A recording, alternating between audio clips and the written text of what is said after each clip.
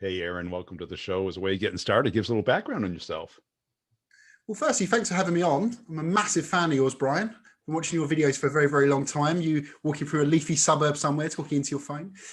My name is Aaron Evans. I work for an organisation called Global Data, well, the UK's fastest growing business intelligence company. And my history is very much in sales enablement. I globally look after the sales enablement function for Global Data, which is about 450 people globally. And I've spent the last 13 years doing it. I always like to say I was in the sales enablement before it was called sales enablement. But yeah, that's a bit about me. Yeah, it kind of had, or everyone kind of unified around that term. What was it called before then, at least in your experience? God, it was like Mr. Plate Spinner, basically. It was like a bit of everything. So Give it to him, he'll get it done. Yeah, exactly. It was like, the guy who herds all the cats. So it was, it's obviously my background, and I suppose my expertise is sales training, sales coaching, probably more towards sales coaching than anything else. Big believer in coaching. But yeah, I mean, it's everything from, being the conduit between product marketing and sales, all the development, all the coaching, all the training that takes place. But when you're looking at after 450 odd people between two, you do wear a lot of different hats. And often absorb different responsibilities as well. And what interested you in that role versus either staying in product development, marketing, or going directly as a rep? Well, I was in sales. Not for too long, but it was really interesting. So the organisation that I worked for was a huge multinational corporate. And I started selling, and then I started helping people while I was selling. And very quickly, they realised that I was probably better at helping people than I was at selling, right? Not that I was particularly bad at selling. So very quickly, they transitioned me into a role which was a management role. But then they realized that actually, if we can sort of scope this role out and get you doing more support, training, coaching for the rest of the organization, there's probably more value in doing that. So I love sales, like obsessively love sales. I love communication in general. And I do, I've worked in startups, so I have still had to wear the sales hat sometimes. But I love it. I mean, the prospect of your head springing off the pillow every morning and your sole job is to make someone better than they were yesterday. Yeah. What more do you want to do in life, right? It's like, it's such a kick, it's such a buzz. And when you loop in sales as well, it becomes even more interesting and exciting. And where do you think that came from? Was there something through school or sports or growing up, or? Well, I think I've always been obsessed with communication since I can remember, actually, since I was a very, very small child. I've always been like really interested in communication, how people talk, the psychology of talking. And I realized quite quickly that if you simplify certain things, or if you can say things in a certain way, you can get people to buy in and you can get people to do things differently. And that fascinated me. And I genuinely am driven by helping people, making people better as well, particularly if you like the people. It's a lot harder when you don't like them, right?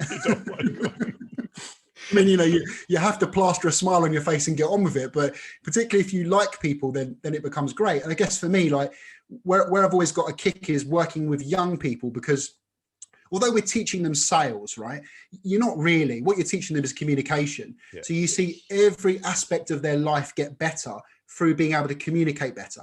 And for me, it's such a buzz. You get such a kick out of it when you see people doing better in life, not just better in sales. And I'm not trying to kind of desperately scrape a bit of, nobility in what I do. I genuinely feel like you make people better human beings by making them better at communicating. And what are they typically bad at as far as communication? Is it what they say? Is it they don't stop saying it? Or is it they're not empathizing and understanding the other person's perspective?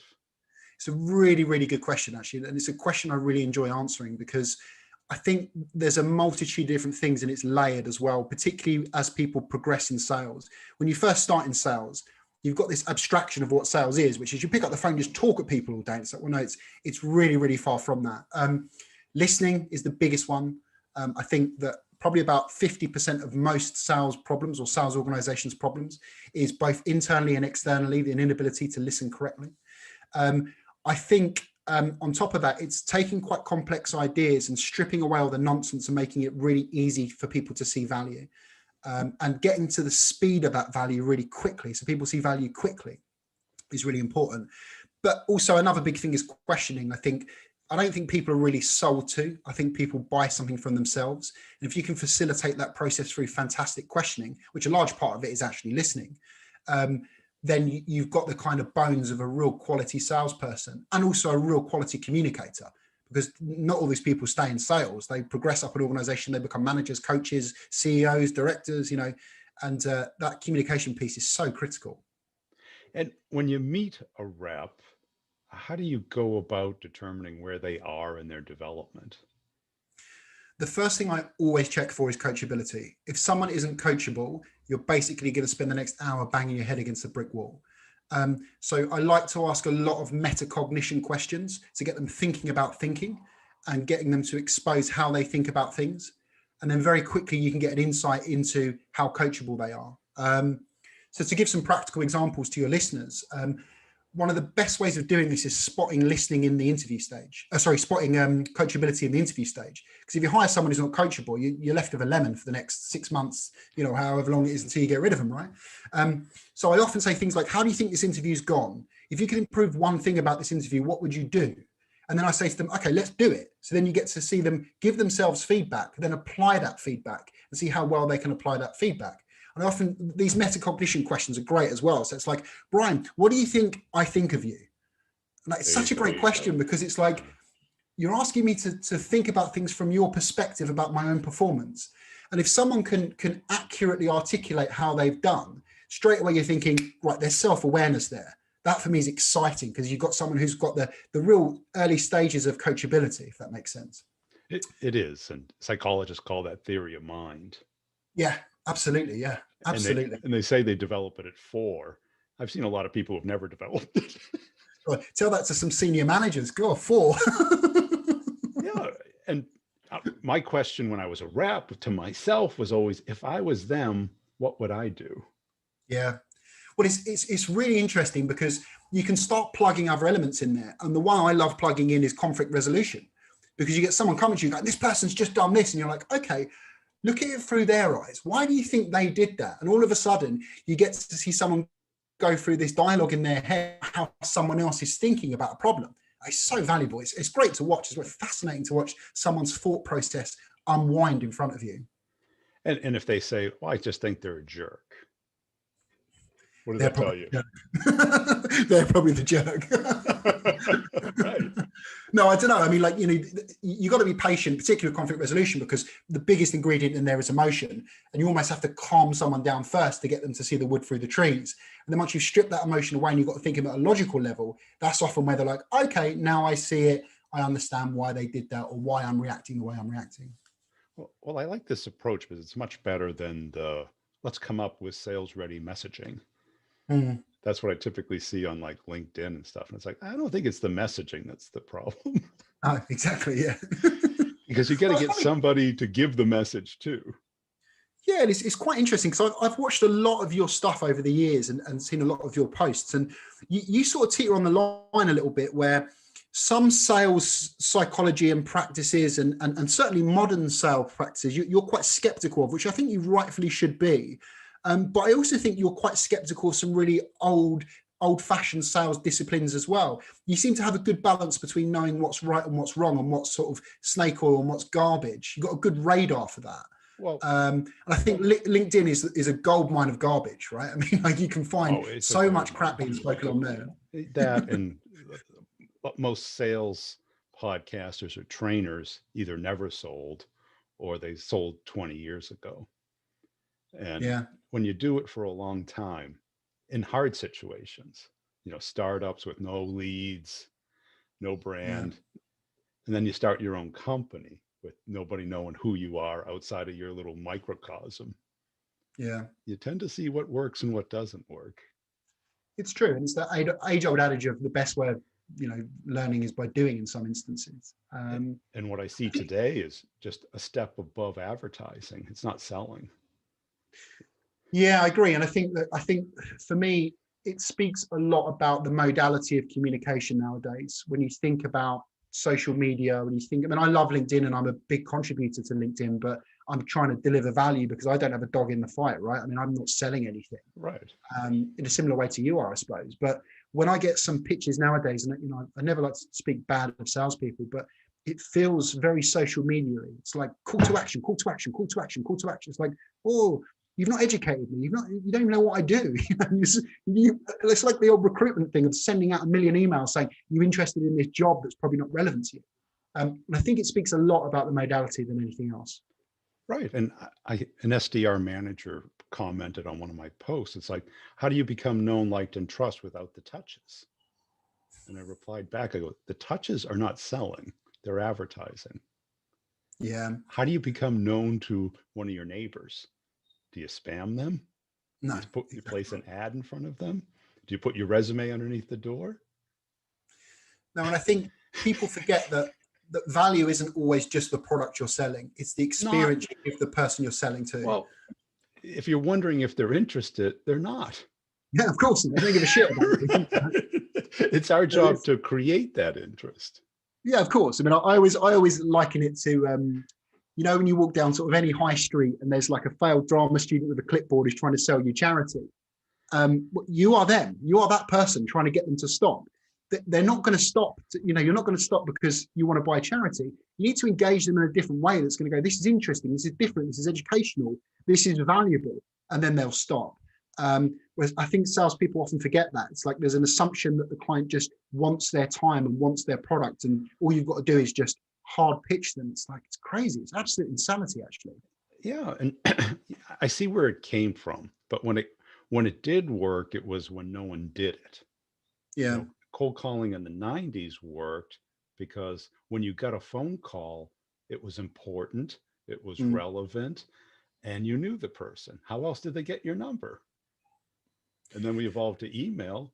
I used to love opening my email. It was full of my friends.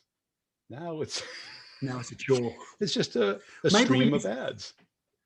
Maybe we need to go back to the beginning and get like a hand calligraphy Gregorian monk style letter that we send over the post and someone receives it. And they're like, this is such a pattern interrupter. I never get these. This is so amazing. And then maybe they'll listen to you. Well, no, you just, how do you talk to somebody at a party? Yeah, it's true. Do you hand out your business card or you make small talk, right? Yeah. And again, I think it's like facilitating the conversation is the key thing. I think this is, again, where salespeople go so wrong. I think this is where some of the, as a sales trainer, some of the methodologies that you see, you really see some value in them. So things like challenger sell, as an example.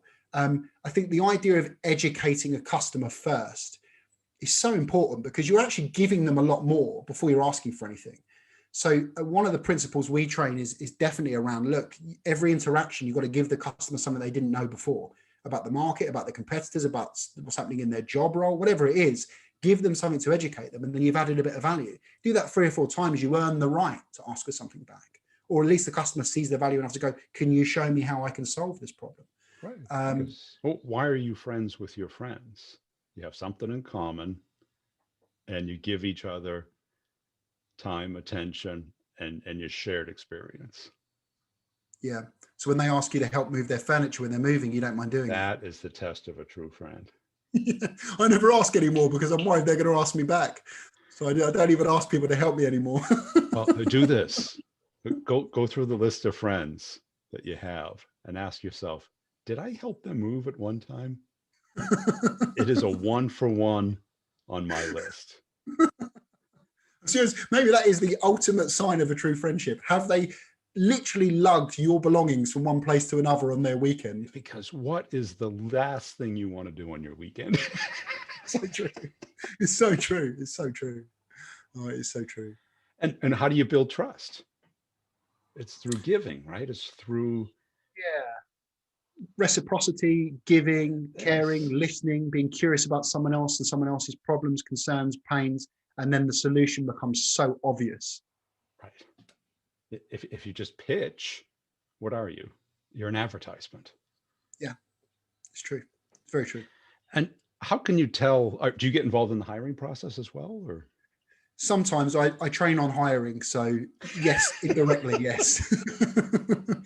Have you cracked the code on that, or is that still a black art? Yes and no. I think there's 2 parts to it. There's the way, well, there's actually three parts to it. There's the way you hire in the type of talent that you look for. There's the way that you onboard that talent, which is basically setting them up for success. But then there's the indicators you look for to whether they are successful. You get one of those three things wrong, it's a waste of everyone's time anyway, regardless of the person you hire. So we're very, very hot on getting the right talent in, making sure they have a really smooth onboarding process where they're upskilled and knowledgeable and set up for success. And then lastly, measuring the right things. Like this whole thing around first deal, it's like, I've never understood that. We celebrate someone getting their first deal in. It's like, no, I'd rather you've built meaningful pipeline for the next year of your career. That for me is a key indicator. You've got good quality pipeline that's going to eventually close. Whereas what you create is this boom and bust culture where people go, I've got my first deal in, and they don't book for 6 months or 7 months because they've just done all they can to get that first deal in. So that's just an example of looking for the right things to judge people on when they're in the business. But it's so complicated, right? Because even if you forget about hard skills, you've got culture. And you could get some of the brightest people in the world in a room and ask them to find out whether someone's a good culture fit, and most of them wouldn't have a clue. So yeah, I mean, like it's tricky, and it doesn't surprise me some of the statistics around attrition and retention. Yeah, it's insane right now. And I think the key problem is they put them on something that's really, really hard at first, and there's almost little to no success for a long period of time, and that becomes learned helplessness. Yeah, well, we know what sales is like as well, right? No one's going to put you in their business and go, great news, here's the best territory ever. You're now selling on that in your first month in the business. Yeah, and you've got no pipeline. Don't worry, we'll wait. It's like, it's not like that in sales. But you got to prime the well a little bit.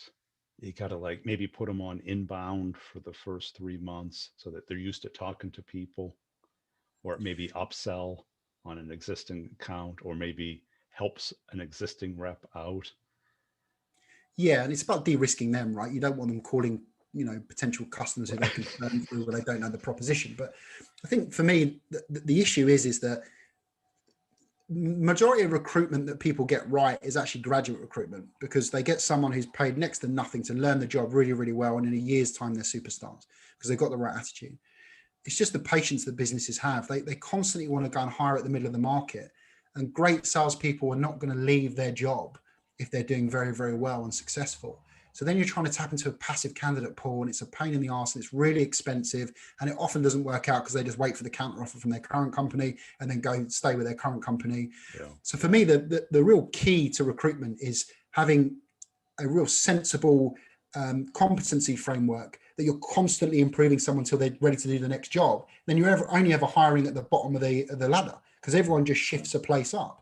But it requires a lot of effort, time, concentration, and businesses aren't prepared to do it, and they don't see the immediate value. But it's very valuable in a year, 2 years, when you're not paying any recruitment fees. And have you seen, is a degree required at your company? No. It's no. Okay. Sales is quite different in the UK, right? I mean, I think in the US, I think they do require a degree. A lot of companies do, yeah. Yeah, I think it's becoming a thing of the past, and I think good. Part of it's because of the education system in England. It's got far more expensive under a conservative government. So, you're actually cutting out a huge part of the talent pool that if you're asking for a degree. But also, I think particularly if you're recruiting at that graduate level, what are they going to do a degree in? What, marketing?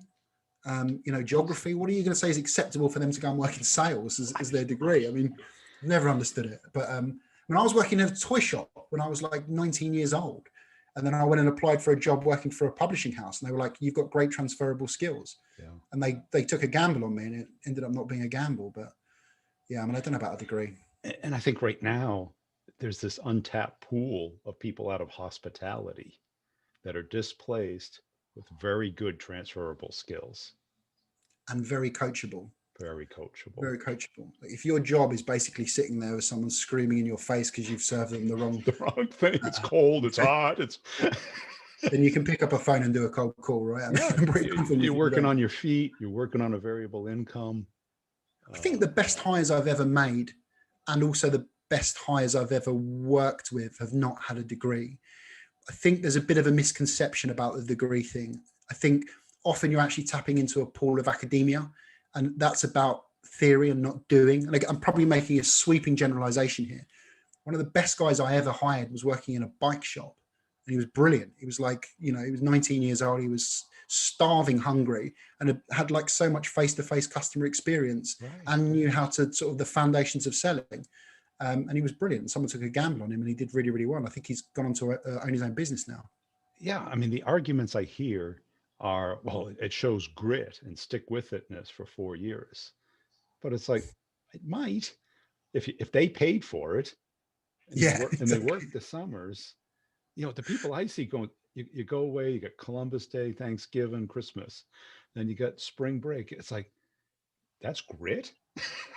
Yeah. Do you know what's really interesting as well? There's a great book called Coddling of the American Mind.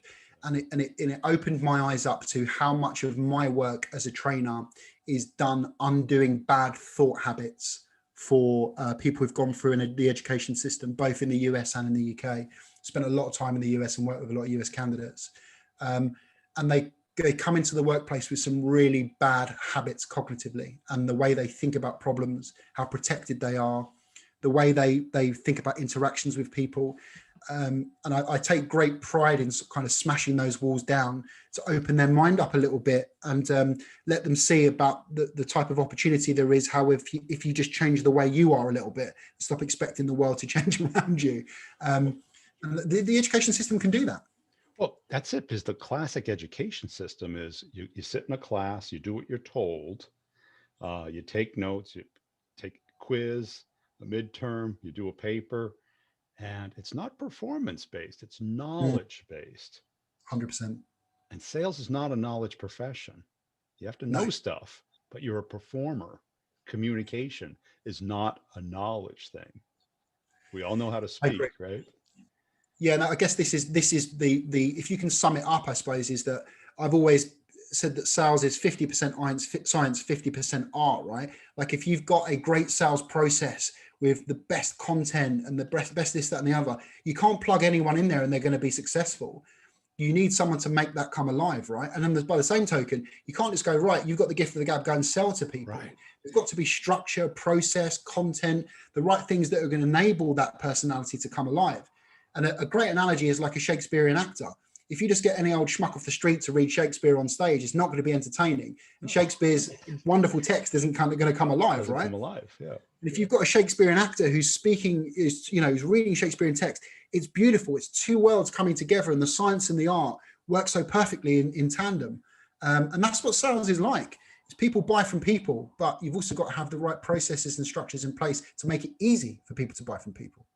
Yeah, because I'm sure you've heard this when you talk to salespeople. They ask you, like, what would you do in this situation? And if you fall into that trap and you tell them, the immediate answer is going to be, I did that. It's like, yes, you read Shakespeare's lines, but you didn't bring it to life. Yeah. And that distinction is the difference between being successful and not. Yeah. That's spot on. I mean, like, if you think back at all the great salespeople that you've worked with and I'm pretty sure they've got big personalities and people buy into their personalities, and they're wonderful at persuading people. Well, because on the last 2 years, I've been on this tear to interview the best salespeople in the world. And if you watch the interviews, you would not think of that person as the life of the party.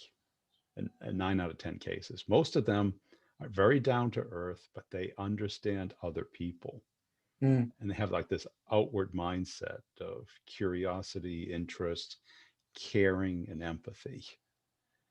I mean, that's, again, you've just summed up sort of 3 or 4 of the classic tenets of like what communication is, right? Like how how you get someone to see your point of view by understanding their point of view. And I think that's the key thing, right? Yeah, I think that the saying is, sorry, go on. More asking and then thinking than it is thinking and then saying.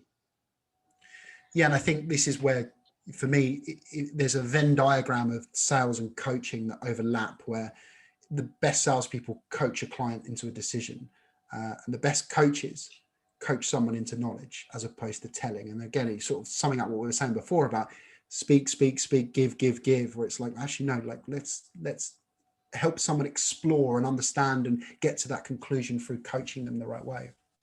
And what's the most common thing reps come to you with? Good outside of question. my manager's a jerk. Well, it's interesting, right? Because I don't have a direct line of report to these people. So you take on a bit of a mentorship, Right. and almost by proxy, you take on a bit of a kind of counselor role. So there's a real variety of needs that people have, from inside work to outside work, because it's affecting their work. But I think that the classic ones for me are, I think, around, particularly with the last 10-15% of a deal, is how do you build urgency? I think that for me is across sales in general, across different markets, products, services that I've trained into, is how do you create urgency? And the answer I always have is, why do you need urgency? Because you should know when the client's going to buy your product. You should know what the compelling event is. The client should have articulated the reason why they need to buy it now. It's often because they've not asked those questions. And again, like, the urgency one's interesting because it's often a symptom of them having a shit pipeline. It's like, I need this to close now. You do, the customer doesn't need it to close now. Yeah, like, it's like, well, the problem is you need it to close, so you're putting pressure on a client who has no need for the pressure. So this is where you start getting bad behaviors and practices, like, oh, give them a discount. Well, money's not the issue. You can give it to them for free. They won't be able to buy it now because they can't buy it now, right? Yeah. I think that's one of the most common ones I come across. But again, like, I think you often get approached when confidence is down. When confidence is soaring, it's probably a bit like a counselor. No one goes to a counselor when they're, doing the best they can do on their golf swing, and when their marriage is going really, really well. So you often dealing with a lot of low confidence and things of that topic. And it's enjoyable to coach around because you see the performance improvement and the confidence come back. And that brings up a good point, because they're putting you in a position of the repairman versus the nutritionist, the prevention. Because a lot of those things, once you're in the trap, getting out of the trap's insanely hard. Avoiding the trap isn't that hard. No, and I guess this is the difference between coaching and management, is that managers at a local level should be coaching and mindful and on top of their reps so they don't fall into those confidence lulls and bad traps. But as you and I probably both know, the role of a sales manager is so stretched nowadays with the sort of things they need to do, is that often they don't do the most important thing, which is make their reps better. But yeah, again, like, I think it's a bit like a servicing. I get called in to go, these are my internal customers. Sometimes you're being called in when it's too late and you can't prevent it from happening, but you can build mechanisms in place to stop it happening again. And that's really exciting in itself, because you're making someone think about things in a different way of the same problem next time, or even a different problem, because of the way that you've got them to think about it, which is very exciting. And how do you avoid the enablement traps of, the QBR, the kickoff, getting stuck in the admin of enablement instead of the execution of enablement? What I'm fortunate in my job is that they recognize the value that I bring isn't sitting behind a spreadsheet filling things out. And I think it's a really good question for sales enablement in general. And I get asked this question a lot by other people in enablement, is how do you demonstrate your value to the organization? And if you're doing sales enablement right, the very top of the organization should see the value in you, and the very bottom of the organization should see the value in you. Everyone else often uses you as an outsourced service, but at the end of the day, it's your end customer and the person who's paying your bills. So if you can show value there, that's the most important thing. And it speaks about the ambiguity of sales enablement, is that some people lean more towards sales operations, some people lean more towards coaching, training, learning, development. Whichever one you're more jazzed about and you get excited about, try and spend as much time doing that as possible, because that's where you're going to add the most value, because you're good at it. If you ask me now to go and build a spreadsheet on God knows what, I'd find it really difficult and boring, and it would be low value, and they could probably pay someone less to do it better in the organization. So I think my company knows that. Cool. Hey, this has been a great conversation. Where can people go to connect and follow you? So yeah, I'm on LinkedIn. I post sales and sales enablement tips every day. It's Aaron Evans, Global Data. I also have a YouTube channel, Aaron Evans Sales Training. Jump on there. All my content's completely free if people want to access it and learn about B2B sales.